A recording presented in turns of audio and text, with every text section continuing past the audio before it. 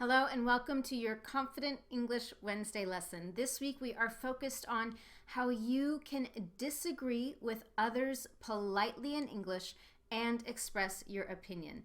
Whether you work in a company with English speakers or have colleagues around the world who speak English or friends, it is likely that at some point you will disagree with an opinion, an idea, a perspective, or how someone wants to do something. So in this lesson, you're going to learn everything you need to know to do that politely in English. In English, there are 3 easy steps to having a successful, polite, and effective disagreement so that you can express your opinion.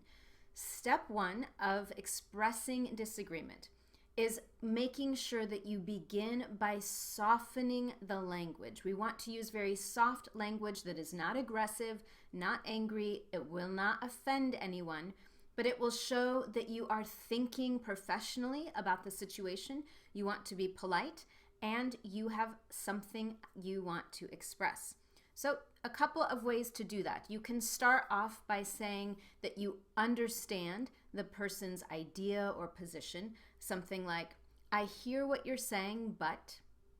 I hear what you're saying, but. So this shows that you're listening, you understand, you just have a different idea. We also start expressions by apologizing.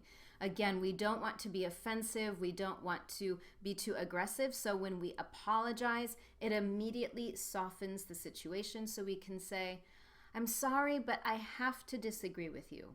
I'm sorry, but I have to disagree with you. And finally, you can pretend that you're not sure if you disagree. Again, this just takes away the tension of the situation. It makes it very calm. So instead of being direct and hard, you can say, I'm not sure I agree with you. I'm not sure I agree with you. Any of those expressions, those strategies will help you make sure that you start your disagreement in a very polite and effective way. I've given you a lot of different example expressions that you can use with these strategies in the lesson below. The second step in disagreeing with others after you introduce your disagreement is to offer an alternative or a suggestion. English speaking culture is often solution focused. We always want to be looking for solutions, not just talking about problems. So if you're going to disagree, you want to make sure that you're ready to express your opinion, your idea, or an alternative solution. A couple of example expressions you can use is, in my opinion, I would suggest, or if you ask me, I would recommend. And again, in the online lesson, there are several other examples, but all of them allow you to introduce what your suggestion, your alternative solution or idea might be. And finally, in part 3 of a successful and polite disagreement, we always want to end in a positive way or on a positive note. Most of the time, it is easy, kind of, to find some middle ground or common ground, something that both sides can agree on. But of course, sometimes it's not possible. Sometimes both sides have such strong opinions that they cannot find something to agree on in the middle. If that happens to you in English, I have the perfect expression for you. We'll just have to agree to disagree.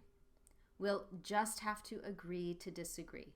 That is the perfect way to end a disagreement where there is no end. If no one on either side will win, you can use that expression to release the tension, to lighten the conversation. It's polite and it brings the conversation to an end without anyone being offended.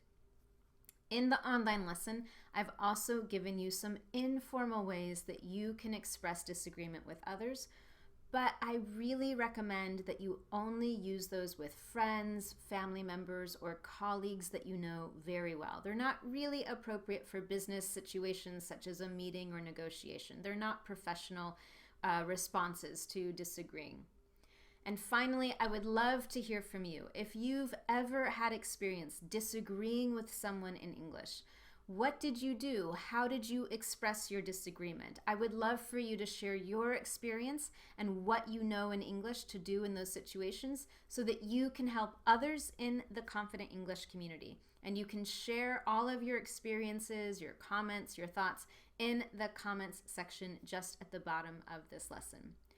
Thank you so much for joining me. I look forward to seeing you next Wednesday for your Confident English lesson. And as always, if you found this useful, please feel free to share it with friends and colleagues. You can share it on Facebook, share it on Twitter. You can like this video, subscribe to this YouTube channel. There are so many ways to let others know that this was useful to you and to let me know. So thank you again, and I'll see you next week.